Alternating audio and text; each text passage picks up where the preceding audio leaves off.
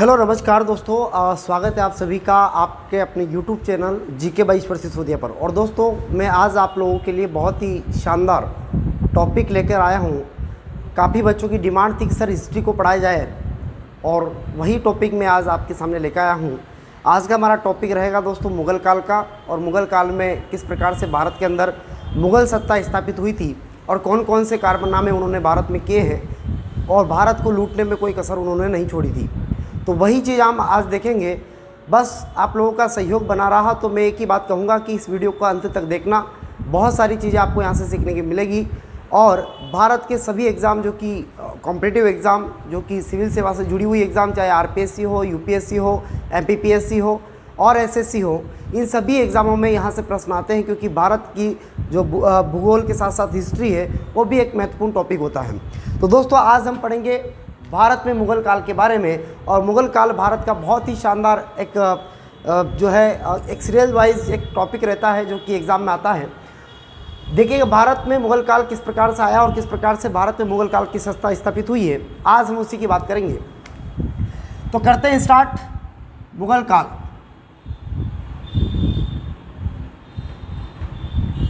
भारत में अगर बात की जाए कि मुग़ल काल की स्थापना कब से हुई है तो ध्यान दीजिएगा दोस्तों, 1526 से लेकर 1707 के अंदर तक, यानी कि भारत में मुग़ल सत्ता रही है। मुग़ल काल में कई शासक आए हैं, अलग अलग शासकों ने यहाँ पर राज किया है और भारत को लूटने में कोई कसर नहीं छोड़ी है। सभी को एक एक बारी बारी से देखेंगे। तो मुग़ल काल भारत में पहली बार स्थापित हुआ 1526 से लेकर 1707 तक। मुग़ल काल का संस्थापक माना जाता है जिसका नाम है क्या, बाबर। यानी कि बाबर जो था इसी को मुग़ल काल का संस्थापक माना जाता है। बाबर का शासन चलता है, यानी कि बाबर ने भारत में पहली बार मुग़ल सत्ता को स्थापित किया था। ऐसा माना जाता है कि बाबर का जो काल चलता है, शासन काल चलता है, वो चलता है 1526 से लेकर 1530 तक। यानी कि 1526 से लेकर 1530 तक बाबर ने भारत में राज किया, खूब लूटपाट की और भारत में कई प्रकार के यहाँ पर इसने परिवर्तन किए हैं, जो परिवर्तन देखने को मिलेंगे। बात करते हैं बाबर के बारे में। तो बाबर के बारे में उल्लेख मिलता है कि बाबर का जो जन्म हुआ था, बाबर का जन्म हुआ था 14 फरवरी 1483 के दिन। 14 फरवरी 1483 को बाबर का जन्म हुआ था उज़्बेकिस्तान की रियासत ट्रांस ऑक्सियाना, और ट्रांस ऑक्सियाना के भी कहाँ पर, तो ट्रांस ऑक्सियाना की जो एक रियासत पड़ती थी, उस ट्रांस ऑक्सियाना की रियासत का नाम था फरगना। उसी फरगना में बाबर का हुआ था क्या, जन्म। ऐसा माना जाता है कि बाबर का जन्म कहाँ हुआ था, फरगना में हुआ था। 14 फरवरी 1483 को बाबर का जन्म होता है और बाबर का जन्म 14 फरवरी को होता है। तो आप लोग समझ गए होंगे 14 फरवरी मतलब बाबर वैलेंटाइन डे का गिफ्ट था, यानी कि वैलेंटाइन डे के दिन हुआ था बाबर। वैलेंटाइन है ना, वैलेंटाइन डे का क्या था, ये गिफ्ट था 14 फरवरी। बाबर का जन्म होने के पश्चात बाबर के पिता की अगर बात करें हम, तो बाबर के पिता का नाम भी देख लेते हैं। बाबर के पिता का नाम था उमर शेख मिर्ज़ा तथा बाबर की माता का नाम था कुतुल निगार खान। कुतुल निगार खान, बाबर की माँ का नाम था कुतुल निगार खान। फिर आगे बात करते हैं, बाबर के उमर शेख मिर्ज़ा थे, इनके पैतृक उपाधि हुआ करती थी मिर्ज़ा, यानी कि बाबर के पिता का नाम उमर शेख मिर्ज़ा था। आगे ध्यान देना, बाबर मात्र 7 वर्ष की आयु में ही युद्ध कला सीखने जाता था। युद्ध कला में 7 वर्ष की आयु में युद्ध कला सीखने जाता था मैदान में, और बाबर धीरे धीरे युद्ध कलाओं में निपुण होने लगा। तब एक दिन टेंशन होती किसको, उमर शेख मिर्ज़ा को। उमर शेख मिर्ज़ा एक दिन बाबर को बुलाता है अपने पास और बुलाकर कहता है कि देख बेटा, युद्ध कला सीखने से ही सिकंदर नहीं बन जाएगा, शासन प्रशासन को संभालने के लिए जनता की भी राय लेना ज़रूरी है, जनता के बीच में भी जाना ज़रूरी है। उमर शेख मिर्ज़ा को टेंशन इस बात की हो जाती है, यार कैसा बालक मैंने पैदा कर लिया जो दिन भर लड़ाई दंगे और युद्ध कलाएँ सीखता रहता है। युद्ध कलाओं के दम पर शासन प्रशासन नहीं चलता है। बेटा समझ जा, मेरी बात मान, जनता के बीच में जाना शुरू कर दे। तब बाबर का जवाब सुनिएगा आप, बाबर 7 वर्ष की आयु में अपने पिता को जवाब देता है और पिता को कहता है कि देख बापू, यानी बापू मतलब पिता, कि देख पिताजी, देखो ऐसा है कि मेरी जो आपका जो फरगना है ना, मेरी जो नज़रें है ना, वो तो सुदूर उत्तर पूर्व में स्थित भारत को जीतने की है। किसको जीतने की है? यानी कि छोटा सा बालक 7 साल की उम्र में इतनी बड़ी सोच रखता है भारत को जीतने की, तो सोच लीजिए निश्चित ही ऐसा बालक बड़ा खतरनाक हो सकता है, आगे बढ़कर आगे चल के खतरनाक भी हो सकता है। तो छोटा सा बालक ये सोच रखता है कि उत्तर पूर्व सुदूर में उत्तर पूर्व भारत को जीतने की नज़र रखता है और मेरी उम्मीद तो यही है। तब उमर शेख मिर्ज़ा को टेंशन और ज़्यादा हो जाती है। उमर शेख मिर्ज़ा कहता है तू तो यार, ये बालक तो पता नहीं कैसा जन्म ले लिया इसने।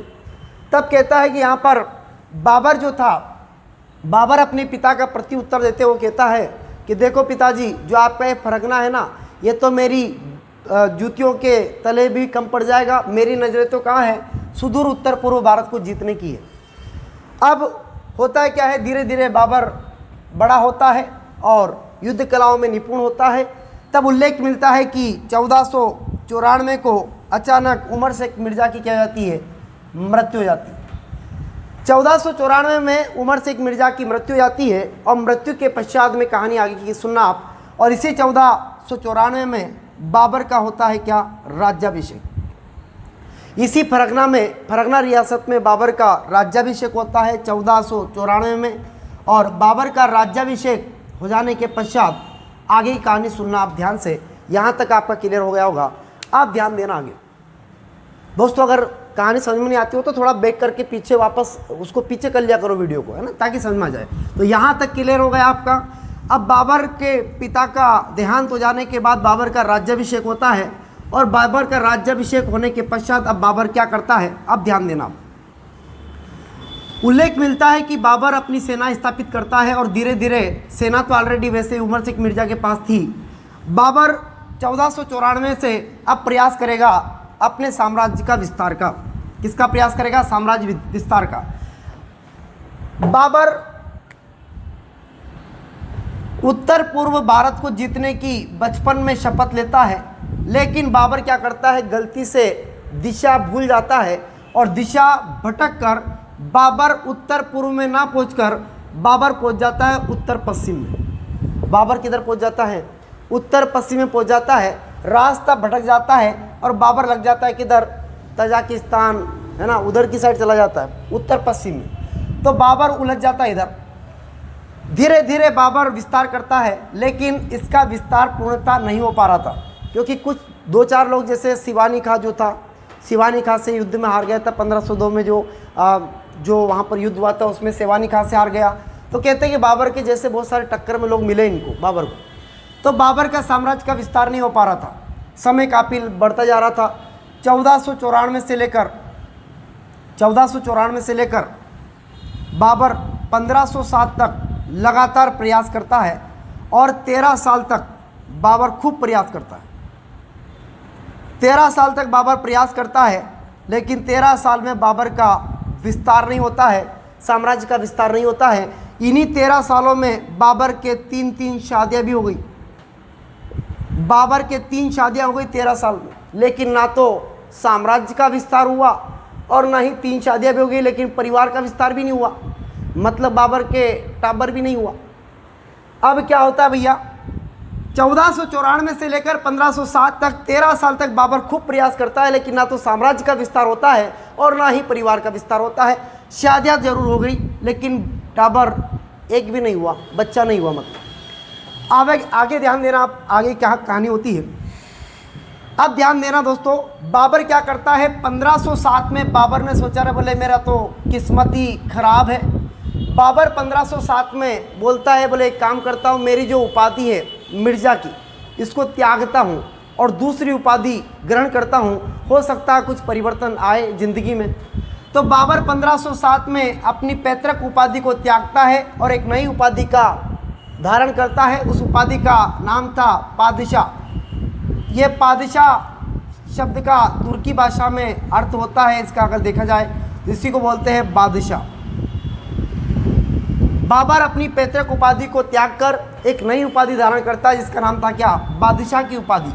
अब बाबर जहीरुद्दीन, इसका पूरा नाम था बाबर का पूरा नाम था बाबर जहीरुद्दीन मिर्जा, है ना। तो यहाँ पर अब मिर्जा हटाकर बाबर लगाता है क्या, बादशाह। तो ध्यान दीजिएगा दोस्तों, 1507 में बाबर अपनी पैतृक उपाधि को त्याग कर एक नई उपाधि धारण करता है और इस उपाधि का क्या कमाल होता है देखिएगा। इसी उपाधि को धारण करने के पश्चात बाबर के एक बेटे का जन्म होता है, बाबर के एक पुत्र का जन्म होता है और जिस पुत्र का जन्म हुआ था उसका नाम था हुमायूं। बाबर ने इसका नाम रखा क्या, हुमायूं रखा। और हुमायूं शब्द का शाब्दिक अर्थ होता है भाग्यशाली। क्या होता है हुमायूं का अर्थ, भाग्यशाली होता है। अब बाबर के 13 साल के बाद उपाधि को, नई उपाधि धारण करने के बाद बाबर का कहीं ना कहीं विस्तार तो हुआ, साम्राज्य तो नहीं बढ़ा लेकिन बाबर के परिवार बढ़ गया। अब बाबर के कहीं ना कहीं तो प्रगति हुई, तो बाबर को लगा बोले यार उपाधि में कुछ तो दम है। अब आगे ध्यान देना दोस्तों, आगे कहानी सुनना ध्यान से। बाबर के एक बेटे का जन्म होता है और बेटे का नाम बाबर रखता है क्या, हुमायूं। अब आगे कहानी सुनना। इसी दौरान बाबर का जब बेटे का जन्म हो जाता है, उसी दौरान यहाँ पर उससे पहले की बात है, 1502 की बात है, एक युद्ध होता है। अफगानिस्तान का शासक हुआ करता था और अफगानिस्तान के शासक में एक सेनापति था जिसका नाम था सेवानी का। कौन था, सेवानी का। यह अफगानिस्तान की तरफ का है सेनापति। और बाबर 1502 की बात है, ये पुरानी बात है, यानी कि पहले की बात है, 1502 की बात। 1502 में बाबर के साथ एक युद्ध लड़ता है एक आदमी जिसका नाम था अफगानिस्तान का सेवानी का, जो कि वहाँ का एक सेनापति हुआ करता था, यहाँ के शासक का। तो 1502 में याद रखना दोस्तों, 1502 में क्या होता है, यहाँ पर एक युद्ध होता है और इस युद्ध का नाम था सरायपुल का युद्ध। इसी सरायपुल के युद्ध में यहाँ पर क्या होता है कि सेवानी का जो था ये बहुत बड़ा तोपची था, इसको तोप खाने का बड़ा अच्छा खासा ज्ञान था, इसको युद्ध कलाएँ जो है नई युद्ध कलाएँ टेक्निक याद थी इसको। और इसी सेवानी खां ने इस बाबर को बुरी तरह से परास्त किया था और बाबर की बहन को उठाकर, बाबर की यहाँ से बहन को उठाकर कौन ले गया था, ये सेवानी खां ले गया था। बाबर को हरा देने के बाद बाबर की बहन को उठा के ले गया था कौन, सेवानी खां। अब होता क्या है, अब बाबर अपना विस्तार नहीं कर पा रहा था, इधर बाबर के परिवार तो बढ़ गया था लेकिन साम्राज्य का विस्तार नहीं हो पा रहा था, तब बाबर भी दुखी था थोड़ा सा। तो ये कहानी पहले की है, यानी कि 1507 की बात की नहीं है, ये 1502 की है। लेकिन इधर बाबर अब निराश है 1507 में। इस कहानी के बाद अब क्या होता देखिएगा, ये तो पहले की घटना है। अब अपन थे किधर, हुमायूं का जन्म हो गया था उधर। अब हुमायूं का जब जन्म हो गया तो बाबर के परिवार तो बढ़ गया लेकिन साम्राज्य का विस्तार नहीं हो पा रहा था। तो इधर क्या होता है कि जो सेवानी खां था, इस सेवानी खां का जो मतलब जो कहते हैं कि जो आदमी था, यानी कि जो बादशाह था सेवानी खां का, एक दरबारी जो आदमी था, दरबारी राजा यूँ कह लो आप उस समय का। तो इनके बीच में, दरबारी बीच में और इस सेनापति सेवानी खां के बीच में कोई लड़ाई हो गई होगी। तो सेवानी खां को यहाँ से दरबार से निकाला गया। जिसके खिलाफ यहाँ पर बाबर से इसने लड़ाई की थी ना, उसी दरबार, यहाँ के जो दरबार राजा थे उस समय का, उसी दरबार के राजा के और इनके बीच में नहीं बनी। तो यहाँ पर सेवानी खां को क्या कर दिया इन्होंने, वहाँ से दरबार से निकाल दिया। अब सेवानी खां जाए तो जाए कहाँ। अब आप कहोगे बाबर के पास आ गया तो बाबर की तो वैसे बहन उठा के लेके गया हो, तो बाबर थोड़ी आने देगा इधर। अब देखते क्या होता है, देखो इधर बाबर का बेटा हो गया, बाबर के परिवार का तो विस्तार हो गया, लेकिन इधर बेटा भी हो गया हुमायूं। लेकिन कहीं ना कहीं साम्राज्य का विस्तार बाबर के नहीं हो पा रहा था। तो बाबर परेशान था। तो एक दिन क्या हुआ कि अब सेवानी खां जाए तो जाए किधर। तो सेवानी खां आता है बाबर के पास और बाबर को आकर बोलता है कि देख बाबर, मैं तेरी बहन को उठा के लेके गया। अब वो तो ठीक है, सारी बातें हो गई, लेकिन जीजा तो मैं तेरा ही कहलाऊँगा, है ना, जीजा तो मैं ही कहलाऊँगा तेरा। बाबर को भी यही तो इंतज़ार था, क्योंकि इसी बाबर को हराने वाला कौन था, सेवानी खां था। और बाबर को ऐसी शक्ति की ज़रूरत भी थी कि कोई ऐसा मिल जाए बस। तो बाबर ने कहा कि देखो जीजाजी, कैसी बातें करते हो आप, अरे आपका तो मुझे इंतज़ार था, आइए, वेलकम है, स्वागत है आपका, आओ। कहते हैं कि सेवानी खां आता है और बाबर के महकमे में शामिल हो जाता है और सिवानी का जब बाबर के महकमे में शामिल हो जाता है तो कहते हैं कि यहाँ पर यह सिवानी का बाबर को कुछ युद्ध कलाएँ सिखाता है। ये सिवानी का इस बाबर को कुछ युद्ध कलाएँ सिखाएगा, और युद्ध कला में कौन कौन सी सिखाएगा तो ध्यान देना, बाबर को यहाँ पर ये 2 युद्ध कलाएँ सिखाता है महत्वपूर्ण तरीके से। एक सिखाता है ये यहाँ पर तुगलमा युद्ध नीति,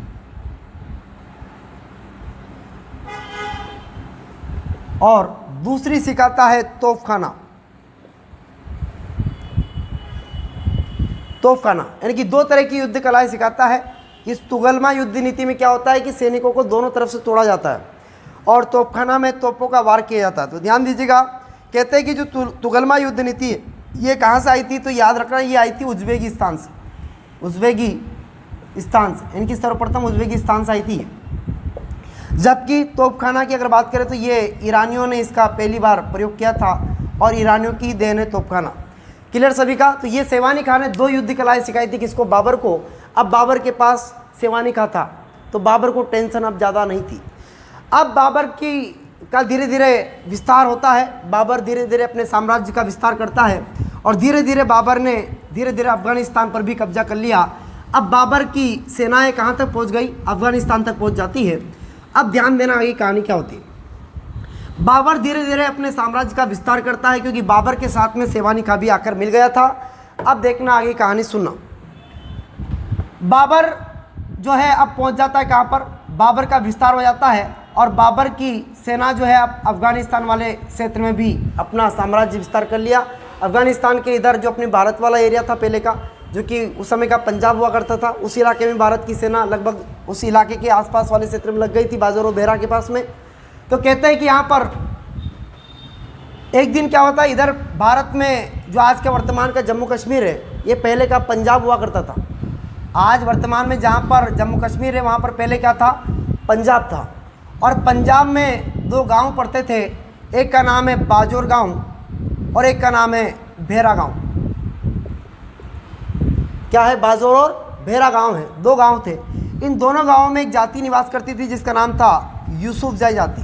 दोस्तों ये प्रश्न एग्जाम में भी आ चुका है, MPPSC के अंदर भी पूछा गया है, यूसुफजाई जाति, ये प्रश्न आया हुआ है एग्जाम में। बाजोर और भेरा में कौन सी जाति निवास करती है, ये प्रश्न आया था।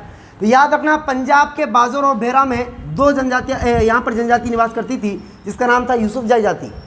अब होता क्या है कि ये यूसुफजाई जाति जो थी बड़ी खतरनाक थी। यूसुफजाई जाति क्या करती, रात रात में क्या करती, इधर आक्रमण करती थी।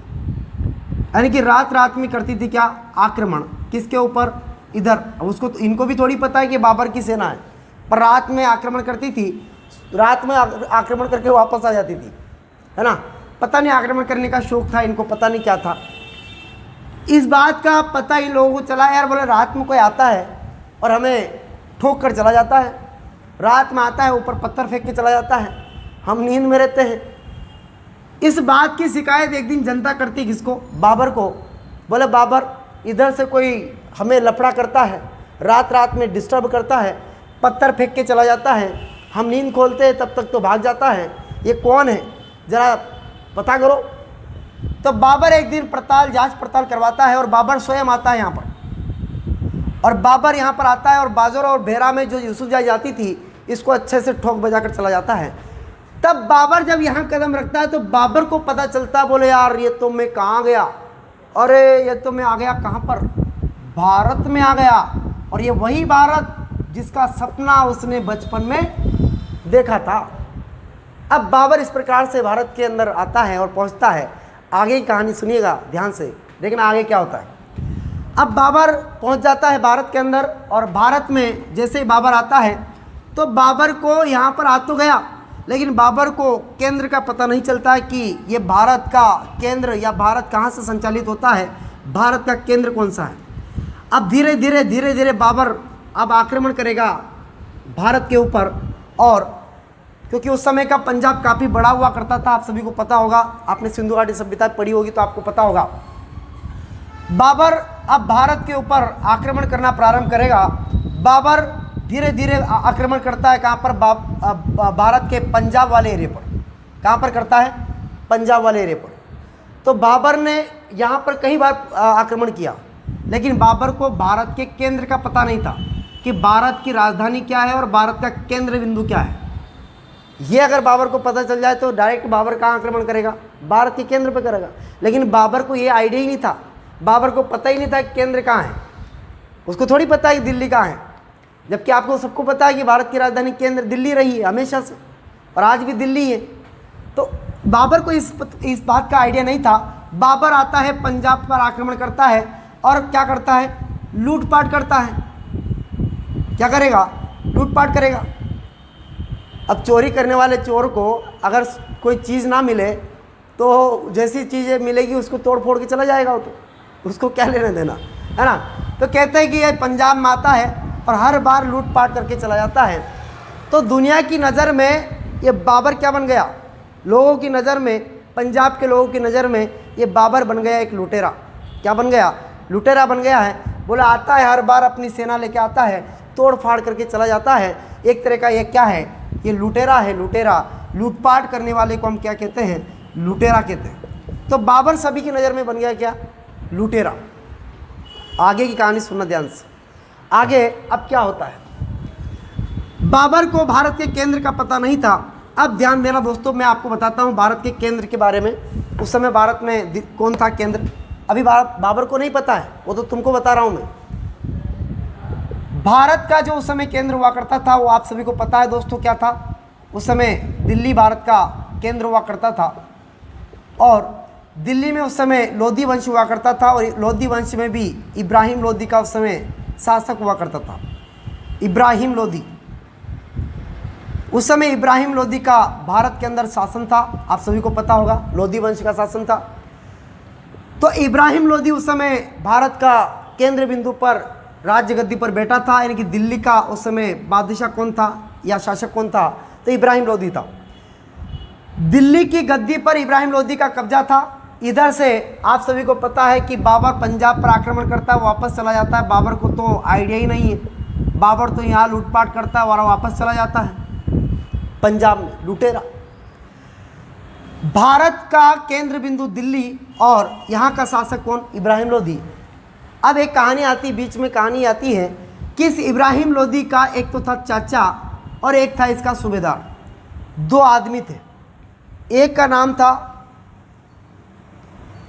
आलम खां और एक का नाम था दौलत खां। दो आदमी थे, एक का नाम था क्या, आलम खां, और एक का नाम था दौलत खां। दो आदमी थे, आलम खां और दौलत खां। कहते हैं कि दोनों कैसा ना कैसा, कहते हैं कि ये भी चाचा था, इसका चाचा था इब्राहिम का, और ये दौलत खां था। कहते हैं कि जो दौलत खां था, ये आलम खां जो था, इसके मन में भी विचार आता था, और हर किसी के मन में विचार आता है भाई, एक मजदूर के मन में भी विचार आता है कि भाई कभी मैं भी दुकानदार बन जाऊं। हर आदमी के अंदर आता है, कभी मैं भी सेठ बन जाऊं। तो ये सब लोधी वंश के जो इब्राहिम लोधी थे उनके नीचे काम करते थे, तो इनके मन में विचार आया, बोले कभी अपन भी तो राजा बने यार। तो ये दोनों के मन में जब विचार आया तो इन दोनों ने विचार लाए दिमाग में और कहा, एक दिन दोनों पास में बैठे थे दोनों, और पास में जब बैठे थे दोनों विचार करने लगे। ये भी कहने लगा यार, बोले एक काम करते, कैसे ना कैसे इब्राहिम लोधी को निपटा देते हैं। और इसका भी दिमाग यही चल रहा था, ये भी चाहता था कभी मैं भी राजा बनूं। तो दौलत खां भी खेलने लगा, बोले मैं भी तो यही विचार कर रहा था। दोनों आपस में सोचते हैं, विचार करते हैं, और दोनों विचार करते हैं, और विचार में बहुत बड़ा विचार कर लेते हैं, और विचार ये करते हैं कि इसको निपटाने का विचार करते हैं। इब्राहिम लोधी को निपटा देंगे तो अपने पास दो रियासत थी, उस समय इनकी राजधानियाँ भी दो हुआ करती थी। इब्राहिम लोधी की भी दो राजधानियाँ थी, एक दिल्ली था, एक आगरा थी। इन दोनों ने विचार किया, बोले एक काम करते हैं, इब्राहिम लोधी को ख़त्म करवा देते हैं, और एक तू रख लेना दिल्ली और एक रख लेना आगरा, जो जचे वो रख लेना तू। तो आलम खां और दौलत खां दोनों की एक जैसी सोच थी, और दोनों ने निर्णय लिया किसको मारने का, इब्राहिम लोधी को। इब्राहिम लोधी को इस बात का पता नहीं था। अब आलम खां और दौलत खां अब कहते हैं कि एक जैसी सोच वाले थे, है ना, जैसी मिल जाए सोच वैसा होगा काम, है ना। कहते हैं कि सोच से सोच मिले, वो एक कहावत भी है ना, नीर से नीर मिले, सोच से सोच मिले, है ना, नीच से नीच मिले, है ना। तो याद रखिएगा दोस्तों, यहाँ पर क्या होता है, अब ये क्या करते, विचार करते दोनों। दोनों विचार करेंगे। विचार कैसे करेंगे इसको आगे बता देते हैं, ध्यान देना आप लोग, आगे की कहानी सुनना। आगे क्या होता है कि यहाँ पर दौलत खां और आलम खां दोनों ही यहाँ पर विचार करते हैं इब्राहिम लोदी को मारने का, और दोनों एक आगरा और एक दिल्ली राजधानी को रखने का विचार करते हैं। अब आगे क्या होता है ध्यान सुनना। एक तरफ है आलम खां और दूसरी तरफ है दौलत खां।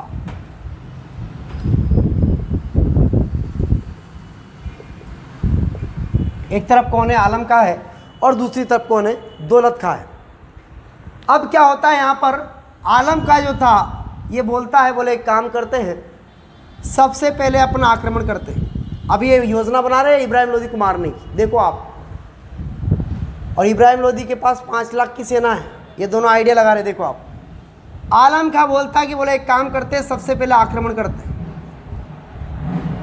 तो दौलत खां दूर से हंस देता है और हंसते हुए बोलता है कि तेरे पास सेना कितनी है बता पहले तो। बोले मेरे पास तो 20,000 सेना है बस। बोले 20,000 तेरे पास है, तेरे को तेरा बाप बेटा उधर वो इब्राहिम लोदी 5 लाख की सेना है उसके पास, हरा सके तो हरा दे। तो पहला आइडिया तो इनका फेल हो जाता है। आलम खां भी बोलता है, बोले बात तो तेरी सही है यार, 20,000 सैनिक और कहाँ 5 लाख, बोले ये तो आइडिया फेल हो गया। फिर आलम खां के मन में एक और विचार आता है, बोले एक काम करते किसी से मदद ले लेते हैं। क्या करते हैं, मदद ले लेते हैं। अब मदद भी किससे ले, जो इसके बराबरी का हो उससे तो मदद लेंगे ना। तो इस समय क्या हुआ था कि जो राणा सांगा था उस समय का, राणा सांगा, तो उस समय का जो राणा सांगा था, इस राणा सांगा ने इब्राहिम लोदी को हरा चुका है पहले ही। इब्राहिम लोदी को राणा सांगा 2 बार हरा चुका है, 1517 में और 1518 में। 1517 में खातौली के युद्ध में हरा चुका है राणा सांगा, और 1518 में धौलपुर के युद्ध में हरा चुका है राणा सांगा। किसको, इब्राहिम लोदी को। तो 2 बार, यानी कि 1517 और 1518 में 2 बार राणा सांगा इब्राहिम लोदी को हरा चुका है। तो आलम खां बोलता, बोले एक काम करते मदद लेते किसे, राणा सांगा से। तब दौलत खां बोलता है, बोले ऐसा ना हो कि राणा सांगा अपना ही सांगा बिगाड़ दे।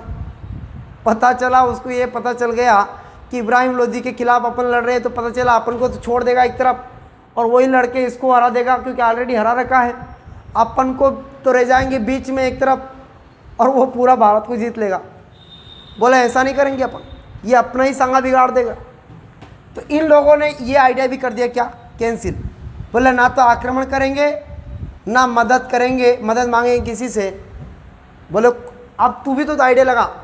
तो फिर दौलत खां आइडिया लगाता, बोले एक काम करते कोई गुंडा ही ढूंढ लेते हैं अपन, तो किराए का गुंडा ही ढूंढ लेते हैं, और किराए के गुंडे से अपन जो है इसको मरवा देंगे, किराए के गुंडे से मरवा देंगे अपन। तो कहते हैं कि यहाँ पर आलम खां और दौलत खां दोनों विचार करते हैं। और आपको याद होना चाहिए कि दौलत खां जो था ये कहाँ का था, पंजाब का था। दौलत खां कहाँ का था, पंजाब का। तब आलम खां कहते हैं, बोले एक काम करते किराए का क्या कर लेते हैं, किराए का एक गुंडा ही ढूंढ लेते हैं। तो जैसे ही इसने ये बोला कि किराए का गुंडा, तो इस आदमी के दिमाग में तुरंत जवाब आया, बोले एकदम बिल्कुल सही बात, और इसके लिए तो मेरे पास एक आदमी भी है। वो आदमी कौन हो सकता भैया, वो आदमी और कोई और नहीं है, वो बाबर है। लेकिन इसको तो नाम भी पता नहीं था, इसको तो एक ही नाम पता था कि हमारे पंजाब में एक आता है लूटपाट करने वाला, और क्या गजब की लूटपाट करता है, ज़बरदस्त, देखने लायक, इतनी शानदार लूटपाट करता है। बोले वही आदमी इसको हरा सकता है और मार सकता है, और किराए का गुंडा ढूंढ लेते हैं किसको, उस आदमी को। तो कहते हैं कि वो आदमी पंजाब में लूटपाट करता है, तो उसका नाम था लुटेरा। ये क्या बोल रहा था, बोले हमारे यहाँ एक लुटेरा आता है, बड़े फर्स्ट क्लास 1 नंबर की लूटपाट करता है, और वो आदमी बड़ा फिट बैठता है इसके लिए, और उसकी हम सहायता भी कर देंगे अगर उसके पास कुछ नहीं होगा तो दौलत खां जैसे ही बोलता है कि हमारे पास एक लुटेरा है, वो पंजाब में हर बार लूटपाट करता है, तो आलम खां बोलता, बोला देर किस बात की है, जल्दी से फ़ोन मिला। तो आलम खां बोलता दौलत खां को, जल्दी से फ़ोन लगा इसके पास। हाँ, दौलत खां बोलता, बोले मेरे पास फ़ोन तो नहीं है। बोले एक काम कर, पत्र लिखते हैं। तो कहते हैं कि इसके पास पत्र लिखते हैं दोनों बैठकर, और किसको पत्र लिख रहे हैं? अब बाबर को पत्र लिख रहे हैं। और बाबर को तो आइडिया ही नहीं है भारत किधर, भारत का केंद्र किधर। यहाँ पर एक पत्र लिखते हैं बाबर को, और पत्र में लिखते हैं कि देख बाबर, देख लुटेरा, अब लुटेरा था वो तो, है ना, कि देखो हम भारत की राजधानी, भारत का केंद्र बिंदु दिल्ली से बात कर रहे हैं। कहाँ से बात कर रहे हैं? भारत का केंद्र बिंदु दिल्ली से बात कर रहे हैं। और दिल्ली का उस समय सरदार, यहाँ का सरदार इब्राहिम लोदी है। अगर आप इस इब्राहिम लोदी को मार देते हैं तो हम आपको, और मारने के बाद हमें 2 रियासत आगरा और दिल्ली आप दे देते हैं, सौंप देते हैं, तो हम आपको एक इजाज़त देंगे और आपको यहाँ पर 1 साल के लिए खूब लपक के लूटपाट करने का आदेश देंगे। आप जी भर के लूटपाट करना है यहाँ पर 1 साल के लिए। पर याद रखना है इब्राहिम लोदी को मारना पड़ेगा, और मार कर ये दोनों रियासत हमको सौंपना पड़ेगी। तो बाबर को तो इंतजार ही था इस बात का कि बोले कब मुझे केंद्र का पता चले। तो बाबर को तो पता चल गया। अब आगे कहानी सुनना क्या होती, देखो यहाँ तक क्लियर हुआ सभी का।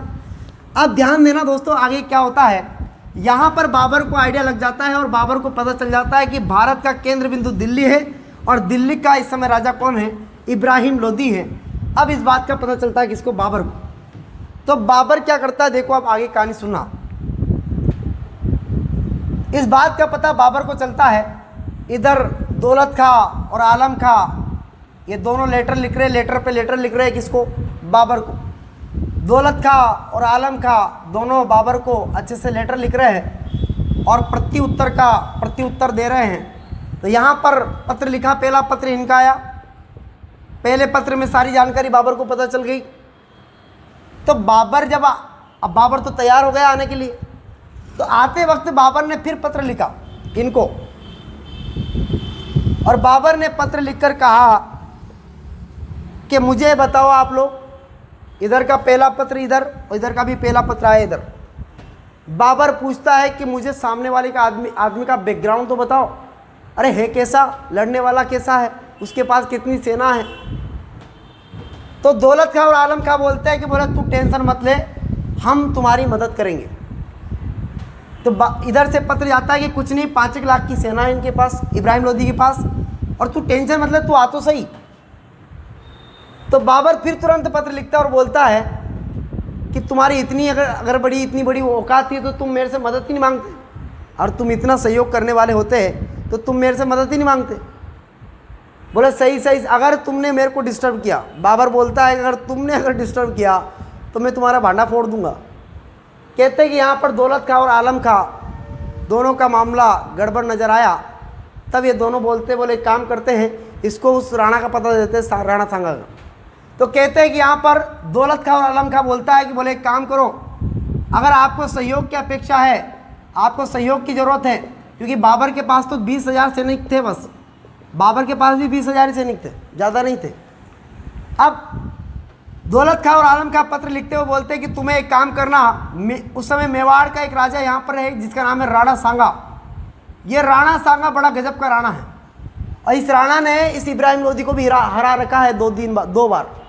तो बोले एक काम करना, तुम इसका सहयोग ले लेना, राणा सांगा का सहयोग करना, और ये आपका सहयोग कर देगा तो आपको इब्राहिम लोदी को हराने में कोई दिक्कत ही नहीं होगी। तो बाबर को धीरे धीरे आइडिया मिल रहा था, और बाबर को जब आइडिया मिल गया तो कहते हैं कि बाबर तुरंत लेटर भेजता है किसको? अब इनसे कोई बाबर इनसे कोई ज़्यादा कनेक्टेड नहीं रहेगा। अब बाबर का सीधा संपर्क होगा किससे? राणा सांगा से। अब बाबर राणा सांगा से संपर्क करेगा, और संपर्क कराने वाला एक व्यक्ति था जिसका नाम था उसका नाम तंवर था, कुछ तंवर करके था, है ना, सेदोली तंवर ऐसे कुछ नाम था उसका, थोड़ा सा दिमाग से उतर रहा है, लेकिन उसका नाम तंवर था। उसके माध्यम से इनका पत्र व्यवहार होता है, और बाबर पत्र लिखता है किसको? राणा सांगा को। और पत्र में लिखता है बाबर कि देखो मैं इब्राहिम लोदी पर आक्रमण कर रहा हूँ, अगर आप मेरी सहायता करोगे तो यहाँ पर देखना, आप बिना प्रतिलोभन ये कुछ नहीं होता, प्रलोभन तो देना पड़ता है। अब बाबर ने अब यहाँ पर क्या करता है, राणा सांगा को बोल देता हाँ, क्या बोल देता है, हाँ कर देता है, बोले मेरी सहायता करो आप, मैं इब्राहिम लोदी के खिलाफ लड़ने आ रहा हूँ। और राणा सांगा ने क्या कर दिया, हाँ कर दिया। तो हाँ करने का मतलब आप समझते हैं कहीं ना कहीं प्रलोभन होगा, तभी तो राणा सांगा ने हाँ किए हैं। बिना प्रलोभन के कौन हाँ करता बताओ मुझे, कोई नहीं करता है।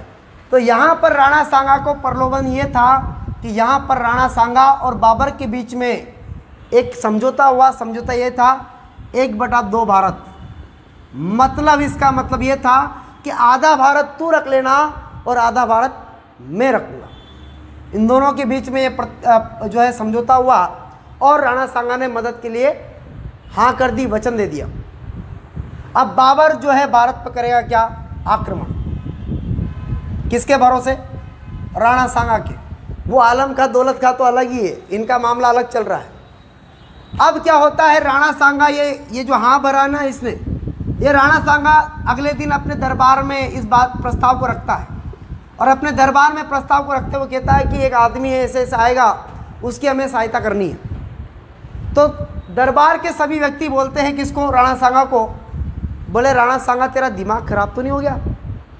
बोले क्यों, बोले तू अगर राणा इतना तू हमको बोले ना यार, हमने ऑलरेडी इब्राहिम लोदी को 2 बार हरा रखा है, अगर तुम्हें भारत ही चाहिए तो आधा क्यों, आधा तो तुम दे रहे हो उसको, आधा भारत ले थोड़ी रहे, आप दे भी रहे।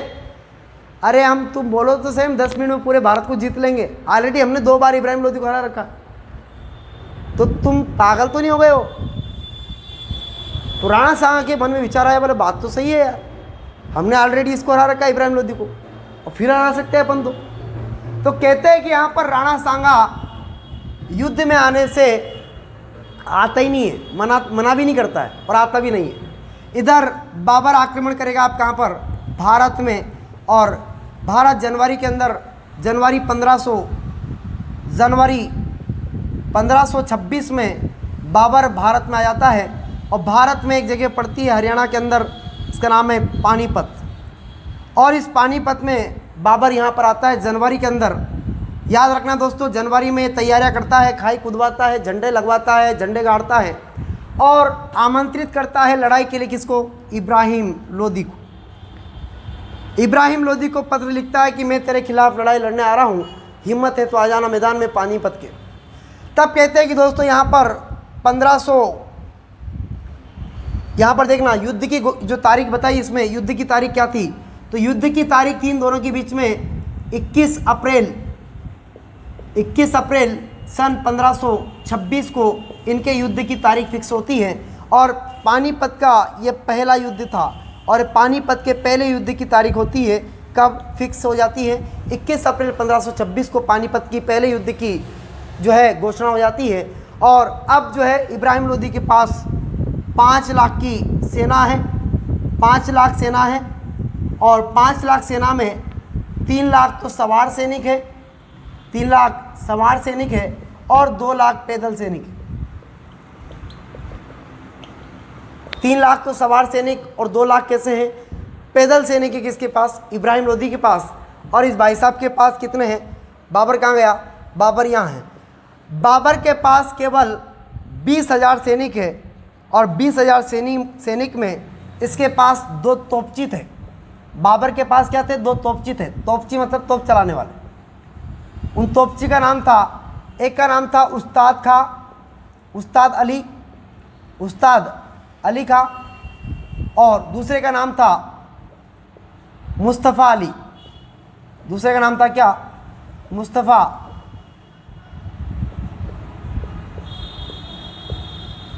ये 2 व्यक्ति थे, तोपची थे, बड़े खतरनाक तोपची थे, है ना, दोनों को तोप चलाना आता था। तो दोस्तों अब पानीपत का होगा कौन सा युद्ध, पहला युद्ध होगा 21 अप्रैल 1526 को। अब पानीपत का जो युद्ध होगा वो युद्ध वाला टॉपिक हम पढ़ेंगे आगे, किस प्रकार से युद्ध होगा और कौन जीतेगा। क्या 5 लाख की सेना भारी पड़ेगी या फिर 20,000 सैनिक 5 लाख की सेना पर भारी पड़ेंगे।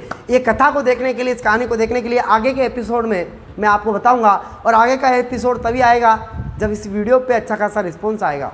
ठीक है दोस्तों, तो आप सभी को आज की कहानी के लिए नमस्कार। और आज की कहानी को हम आगे बढ़ाएंगे नेक्स्ट एपिसोड में। अगर आप लोगों का रिस्पॉन्स अच्छा रहा तो, क्योंकि मुग़ल काल के हिस्ट्री का पहला वीडियो हमारा आया है, आप सभी को मैं पुनः एक बार और कहना चाहूँगा कि दोस्तों वीडियो अगर पसंद आता है तो लाइक सब्सक्राइब चैनल को ज़रूर करें। ये आप लोगों के लिए ये पहला वीडियो था मेरा, और अच्छा लगे तो वीडियो को ज़रूर लाइक करें और सब्सक्राइब करें, और ज़्यादा ही अच्छा लगे इस कहानी को अन्य दोस्तों तक भी शेयर करें। जय हिंद, जय भारत, राम राम सभी को, नमस्कार।